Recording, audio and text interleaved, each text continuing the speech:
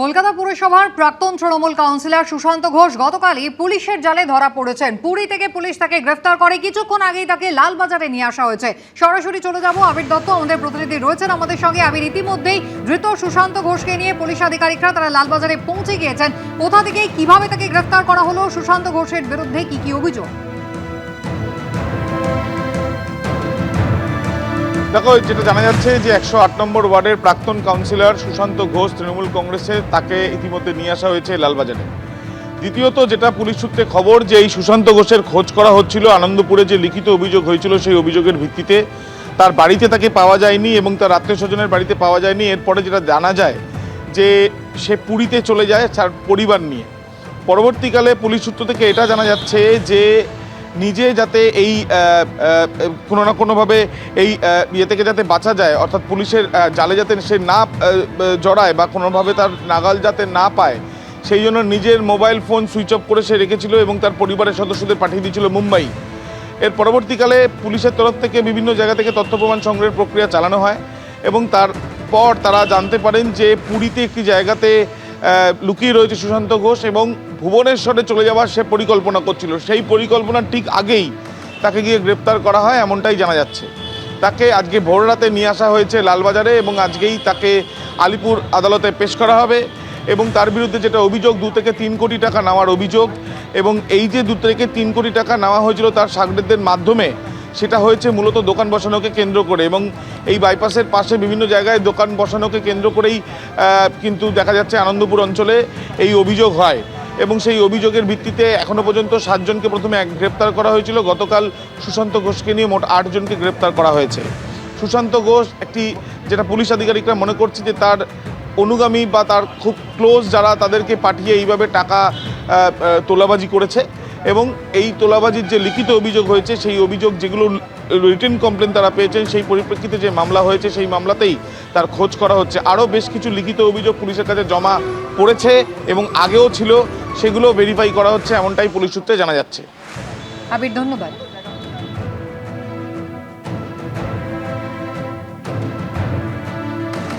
সুশান্ত ঘোষের বিরুদ্ধে একাধিক অভিযোগ রয়েছে এবং তার মধ্যে রয়েছে আনন্দপুরে রুবি হাসপাতালের পেছনে 900টি স্টল বন্টনে কয়েক কোটি টাকা দুর্নীতির অভিযোগ।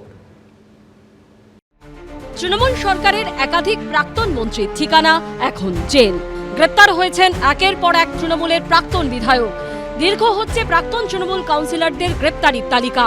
এরই মধ্যে বুধবার উড়িষ্যার পুরী থেকে 108 নম্বর ওয়ার্ডের তৃণমূলের প্রাক্তন কাউন্সিলর ও 12 নম্বর বোর্ডের প্রাক্তন চেয়ারম্যান সুশান্ত ঘোষকে গ্রেপ্তার করল কলকাতা পুলিশের স্পেশাল টাস্ক ফোর্স। কলকাতা পুলিশের স্পেশাল টাস্ক ফোর্সের যারা অফিসার, তারা সুশান্ত ঘোষকে পাকড়াও করেছে উড়িষ্যার পুরী থেকে। গত 5 তারিখ সুশান্ত ঘোষের গাড়ির চালক তাকে বাংলা এবং উড়িষ্যার সীমান্ত যে বেলদা, সেখান থেকে পুলিশ আধিকারিকরা ইন্টারসেপ্ট করেন। গাড়ি ফেলে, গাড়িতে পরিবারের সদস্যদের রেখে, ড্রাইভারকে রেখে সেখান থেকে অ্যাবসকন্ড করে যান, পালিয়ে যান সুশান্ত ঘোষ। তারপর থেকেই তিনি পলাতক অবস্থায় ছিলেন। অবশেষে এসটিএফ এর জালে প্রাক্তন কাউন্সিলর সুশান্ত ঘোষ। কলকাতা পুলিশ সূত্রে খবর, সুশান্ত ঘোষের বিরুদ্ধে আনন্দপুর থানায় তোলাবাজির অভিযোগ জানান এক হকার। সুশান্ত ঘোষ কলকাতা পুরসভার যে ওয়ার্ডের কাউন্সিলর ছিলেন, অর্থাৎ 108 নম্বর ওয়ার্ডে রুবি হাসপাতালের পেছন দিকে রাস্তার দুধারে প্রথমে 300টি ও পরে 600টি, অর্থাৎ মোট 900টি স্টল তৈরি করা হয়। অভিযোগ, প্রত্যেকটি স্টল মালিকের কাছ থেকে 3 লক্ষ টাকা করে নেন তৎকালীন তৃণমূল কাউন্সিলর সুশান্ত ঘোষ। প্রাক্তন তৃণমূল কাউন্সিলরের বিরুদ্ধে কয়েক কোটি টাকা তোলাবাজির অভিযোগ ওঠে। পুলিশ সূত্রে খবর, রুবি থেকে আরবানা পর্যন্ত আগে 300 হকারদের স্টল ছিল, পরে আরো 600 স্টল সেখানে বসানো হয়। প্রত্যেক স্টল পিছু 3 লক্ষ টাকা করে নেওয়া হয়। শুধু তাই নয়, আগে যাদের স্টল বড় ছিল সেই বড় স্টল পুনরুদ্ধারের জন্য আরো 3 লক্ষ টাকা করে সেই ব্যবসায়ীদের দিতে হয় এবং এই হিউজ অ্যামাউন্টের টাকা কিন্তু সুশান্ত ঘোষের অ্যাকাউন্টে গেছিল বলে জানা যাচ্ছে। এই অভিযোগের প্রেক্ষিতে এফআইআর হয়, তবে সুশান্ত ঘোষের হদিশ মিলছিল না। চলতি মাসের 5 তারিখ বাংলা উড়িষ্যা সীমানার কাছাকাছি বেলদা থেকে সুশান্ত ঘোষের গাড়ির চালক সুজিত চৌধুরীকে গ্রেপ্তার করে পুলিশ। পুলিশ সূত্রে খবর, গাড়িতে পরিবারের সদস্যদের রেখেই চম্পট দেন তৃণমূলের প্রাক্তন কাউন্সিলর। এরপর তাকেই পুরী থেকে গ্রেপ্তার করল পুলিশ। ভালো তৃণমূল হতে পারেন, খারাপ তৃণমূল হতে পারেন, মাঝামাঝি তৃণমূল হতে পারেন, আইন তো আইনের পথে চলবে। আপনি ভালো তৃণমূল হন, আপনি নেপালে পালিয়ে যান, আপনি রিজাইন করে দিন, আপনি যদি দুর্নীতি করে থাকেন, সুশান্ত ঘোষ বলুন, সুজিত বোস বলুন, আমাদের আর যারা যারা দ্য লিস্ট ইজ লং, যারা যারা অ্যারেস্টেড হয়েছেন, কেউ ছাড়া পাবেন না। যেহেতু মেরিটটা নিয়ে আমি আবার বলছি, যারা গ্রেপ্তার হচ্ছেন তাদের কেসের মেরিট নিয়ে আমি কোনো কথা বলবো না, তার কারণ আমি সেই কেসগুলো জানি না। কিন্তু টাইমিং আমি আবার বলছি যে দুটো উদ্দেশ্য, একটা হচ্ছে তৃণমূলকে ডিফেম করা, কনসার্ট নেতাদের মেলাইন করা, মানুষের মধ্যে একটা নেতিবাচক ধারণা তৈরি করা। সবচেয়ে বড় কথা, তৃণমূল যে সময়টা ঘুরে দাঁড়াবার চেষ্টা করছে সেইখানটায় আঘাত করা, এগুলোর জন্যই মামলাগুলো ব্যবহার হচ্ছে একজনের উপর, এফেক্ট পড়ছে গিয়ে 10 জনের উপর। সেইখান থেকে ওরা পলিটিক্যাল মার্কেটিং করার চেষ্টা করছে। 27 মে কলকাতা পুরসভার 12 নম্বর বড় চেয়ারম্যানের পদ থেকে ইস্তফা দেন সুশান্ত ঘোষ। এবার তোলাবাজির অভিযোগে তারও ঠিকানা জেল। ময়ূখ ঠাকুর চক্রবর্তী, অর্ণব মুখোপাধ্যায় ও আবিদ দত্তের রিপোর্ট, এবিপি আনন্দ। একদিকে সুশান্ত ঘোষ গতকাল পুরী থেকে গ্রেফতার করার পর যাকে কিছুক্ষণ আগেই লালবাজারে নিয়ে আসা হয়েছে, আর অন্যদিকে ফুলবাগান থেকে গতকাল গ্রেফতার করা হয় প্রাক্তন উত্তরবঙ্গ উন্নয়ন মন্ত্রী উদয়ন গুহকে, যাকে সড়ক পথে কিন্তু দিনহাটায় নিয়ে যাওয়া হয়েছে। দিনহাটা থানায় তাকে রাখা হয়েছে। আজই দিনহাটা মহকুমা হাসপাতালে পেশ করা হবে উদয়ন গুহকে।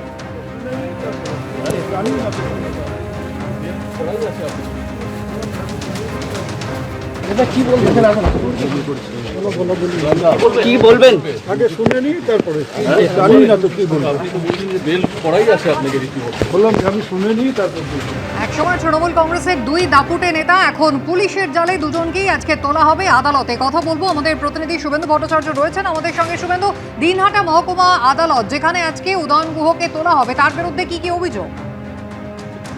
দেখো, তার বিরুদ্ধে মূলত প্রতারণার অভিযোগ, আবাস যোজনার টাকা আত্মসাতের অভিযোগ। এটা অভিযোগ উঠেছে 2016 সালে নাগাদ।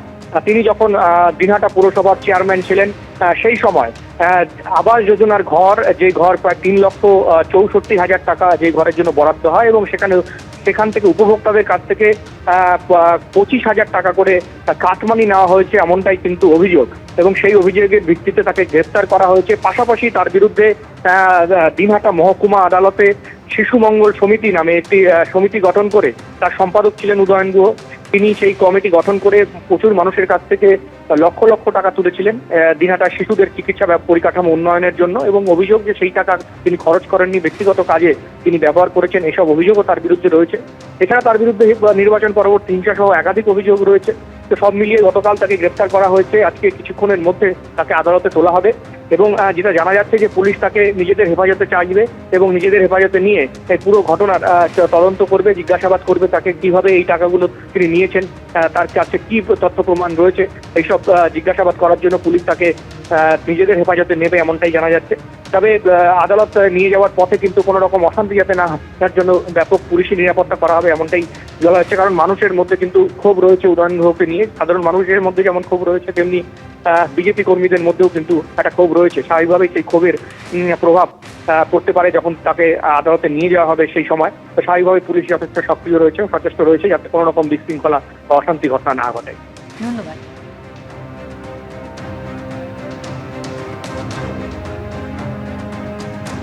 পুলিশ সূত্রে দাবি করা হয়েছে যে উদয়ন গুহর বিরুদ্ধে প্রতারণা, অপরাধমূলক বিশ্বাসভঙ্গ, অপরাধমূলক ষড়যন্ত্রের মামলায় গ্রেফতার করা হয়েছে। গতকাল কলকাতার ফুলবাগানের বাড়ি থেকে গ্রেফতার করা হয় উদয়ন গুহকে। সেই সঙ্গে উদয়ন গুহর বিরুদ্ধে আবাস যোজনার ঘর দেওয়ার নামে কাটমানি নেওয়ারও অভিযোগ উঠেছে। স্বেচ্ছাসেবী সংস্থা শিশু মঙ্গল সমিতির নামে টাকা তোলারও অভিযোগ উঠেছে তার বিরুদ্ধে।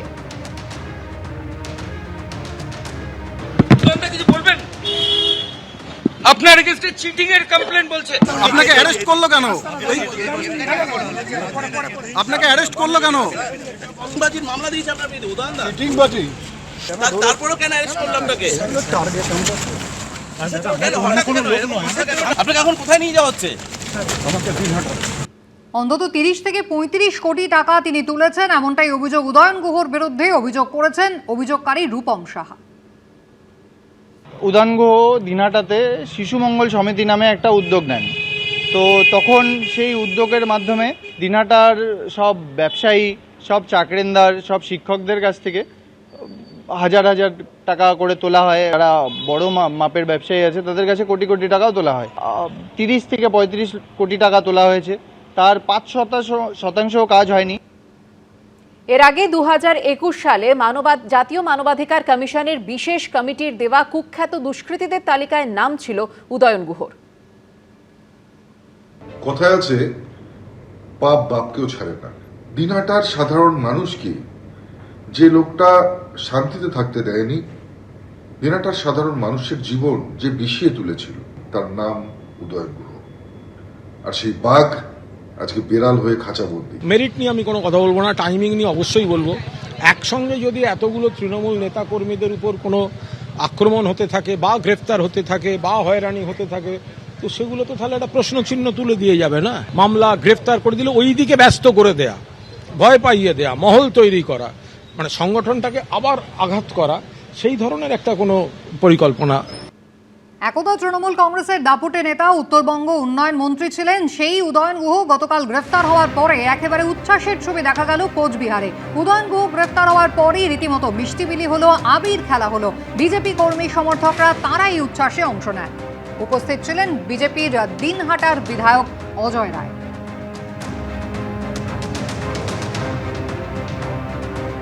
অনেক মামলা আছে, এখন নতুন সরকার এসছে, উনি যা যা ক্রাইম করেছেন, যা যা অন্যায় করেছেন, সব ওনার বিরুদ্ধে, সবকিছুর বিরুদ্ধে ব্যবস্থা গ্রহণ হবে।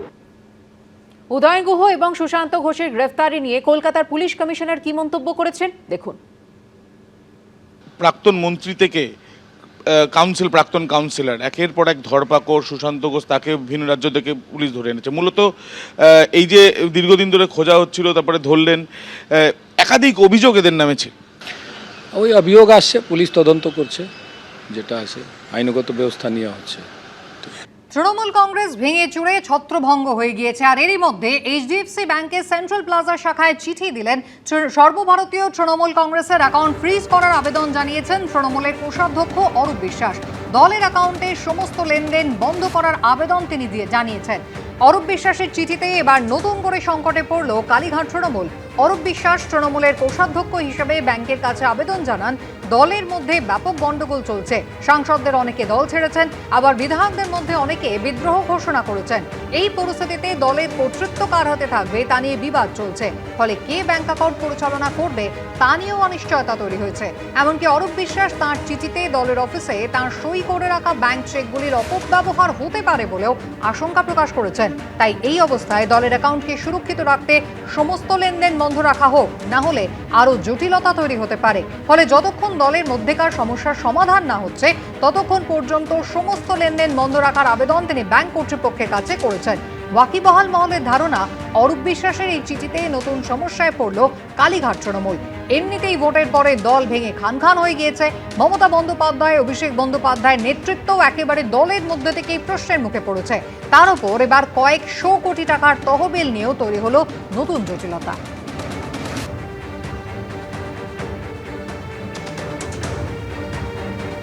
অন্যদিকে মমতা বন্দ্যোপাধ্যায়ের সুরক্ষার দায়িত্বে থাকা পুলিশ কর্মীদের বদলে দেওয়া হয়েছে বলে অভিযোগ করলেন ডেরেক ওব্রায়েন। সূত্রের খবর, এরপরই নিরাপত্তার দায়িত্বে আসা পুলিশ কর্মীদের বাড়ি থেকে চলে যেতে বলেন ক্ষুব্ধ তৃণমূল নেত্রী। যদিও পুলিশ সূত্রে খবর, মমতা বন্দ্যোপাধ্যায়ের নিরাপত্তায় থাকা কাউকে সরানো হয়নি পুলিশের তরফে। মমতা বন্দ্যোপাধ্যায়ের নিরাপত্তার দায়িত্বে থাকা পুলিশ কর্মীদের বদলে দেওয়া হয়েছে বলে অভিযোগ করলেন তৃণমূলের রাজ্যসভার সাংসদ ডেরেক ওব্রায়েন। তার দাবি, মমতা বন্দ্যোপাধ্যায়ের নিরাপত্তার দায়িত্বে থাকা 3 জন পিএসওকে বদলে ফেলা হয়েছে। সূত্রে খবর, এরপরই বাড়ি থেকে নিরাপত্তার দায়িত্বে আসা পুলিশ কর্মীদের চলে যেতে বলেন ক্ষুব্ধ মমতা বন্দ্যোপাধ্যায়। প্রাক্তন মুখ্যমন্ত্রী হিসেবে Z+ ক্যাটাগরি সুরক্ষা পান তিনি। ত্রিস্তরীয় নিরাপত্তায় থাকে কমব্যাট ফোর্স, হাউস গার্ড এবং কনভয়। বুধবার সকলকে চলে যেতে বলেন মমতা বন্দ্যোপাধ্যায়। আজকে 7টা নাগাদ মমতাদির পিএসও যারা আছে 2-3 জন, প্রায় 20 বছরেরও বেশি, যখন উনি ফার্স্ট এমপি হয়েছিলেন, ওদের 7টার সময় অফিসে ডাকা হয়েছে। আর আমাদের যা খবর, দে হ্যাভ বিন রিমুভড। 20 বছরের পিএসও তুমি সরিয়ে দিয়েছো, 3-4-5 জনকে পাঠিয়েছো অচেনা রাত 9টায়। যদিও পুলিশ সূত্রে খবর, মমতা বন্দ্যোপাধ্যায়ের নিরাপত্তায় থাকা কাউকে সরানো হয়নি পুলিশের তরফে। ডেরেকরা তো পেরেক মেরে দিয়েছে তৃণমূলের কফিনে, আবার এই সমস্ত আজে বাজে কথা বলে কেন? আজকে তো তৃণমূলের এই হাল তো সমস্ত এই ডেরেক পেরেকদের জন্যই। এদের তো তোমার ট্রান্সফারেবল জব তো বটে। আর এই পুলিশ গেছে, কলকাতা পুলিশ গেছে, তাদেরকে বলছে যে বিজেপির পুলিশ। এতদিন তাহলে কি 15 বছর কি ডেরেককে পাহারা দিয়েছিল সব কি তৃণমূলের পুলিশ? রাজনীতি না করা মানুষরা রাজনীতিতে এলে না, আর কিছু না করে পেয়ে গেলে না, তাদের এই সমস্ত লম্বা চওড়া কথাবার্তাই হয়, অরাজনৈতিক কথাবার্তা হয়। ডেরেক ওব্রায়েনের দাবি, মমতা বন্দ্যোপাধ্যায়ের নিরাপত্তার জন্য 2 জন বেসরকারি নিরাপত্তা রক্ষীকে নিয়োগ করা হয়েছে। একটি তালা, 2 জন বেসরকারি নিরাপত্তারক্ষী, এই হচ্ছে সদ্য প্রাক্তন মুখ্যমন্ত্রী মমতা বন্দ্যোপাধ্যায়ের বর্তমান নিরাপত্তা। এখন দেখার যে এই গোটা পরিস্থিতিতে তার যে নিরাপত্তা, তিনি জেড প্লাস ক্যাটাগরির সিকিউরিটি পান, সেই জায়গায় দাঁড়িয়ে মমতা বন্দ্যোপাধ্যায়ের যারা পুরনো পিএসও ছিলেন তাদেরকে কি নতুন করে ফিরিয়ে আনা হবে, নাকি যারা বর্তমান পিএসও নতুন করে দেওয়া হয়েছে রাজ্য সরকারের তরফে সেই পিএসওরাই তার দায়িত্ব পালন করবেন? এখন রাত 10টা বাজে, ভেতরে একজনও পিএসও পুলিশের নেই, আমরা 2টো প্রাইভেট সিকিউরিটি গার্ড রেখেছি। ডেরেক ওব্রায়েনের দাবি, বেসরকারি নিরাপত্তারক্ষী আসা পর্যন্ত নিজের গাড়ি দিয়ে গেট আটকে রাখেন তিনি। 2 জন ব্যক্তিগত নিরাপত্তা রক্ষী ভাড়া করা হয়েছে, তারা বাড়ির ভেতরে দাঁড়িয়ে রয়েছেন। কিছুক্ষণ আগে পর্যন্ত ডেরেক ওব্রায়েন তিনি তার গাড়িটা মমতা বন্দ্যোপাধ্যায়ের বাড়ির সদর দরজায় পার্ক করে রেখেছিলেন যাতে গেট সুরক্ষিত থাকে। আমরা দেখতে পাচ্ছি যেখানে 24 ঘন্টা 365 দিন নিরাপত্তা রক্ষীরা থাকতেন, যে গেটে সচরাচর তালা পড়তো না, আজকে সেই গেটেই আমরা দেখতে পাচ্ছি যে তালা ঝুলছে। যদিও পুলিশ সূত্রে খবর, জেড প্লাস ক্যাটাগরির যে নিরাপত্তা মমতা বন্দ্যোপাধ্যায় পেতেন সেই নিরাপত্তাই দেওয়া হচ্ছে। এটা পুরোপুরি প্রশাসনিক সিদ্ধান্ত। কে পিএসও থাকবেন সেটা তো পুলিশ ঠিক করবে। যে আমার পিএসও যিনি ছিলেন 20 বছর 30 বছর ধরে, তাকেই রাখতে হবে, এটা কোন আইনে আছে? এবং সেটাই বা কি করে মেনে নেওয়া যাবে? তার নিরাপত্তা তো সংকুচিত করা হয়নি, তার নিরাপত্তা যেরকম আছে সেরকমই থাকবে। এর মধ্যে বুধবার মমতা বন্দ্যোপাধ্যায়ের বাড়ি ও উঠোন আড়াল করার জন্য ভিউ কাটার বসানো হয়েছে। এই ভিউ কাটার নীল রঙের 2-3টে পার্টে ভিউ কাটার এমনভাবে লাগানো হয়েছে যাতে মমতা বন্দ্যোপাধ্যায়ের এই জায়গা থেকে বাড়ির ভেতর কি হচ্ছে, কারা আসছেন তা যেন না দেখা যায়। এই অভিযোগ নিয়ে জল কোন দিকে গড়ায় সেটাই দেখা। আবির দত্ত, সন্দীপ সরকার, অনির্বাণ বিশ্বাস, এবিপি আনন্দ। এবিপি আনন্দ, এগিয়ে থাকে, এগিয়ে রাখে।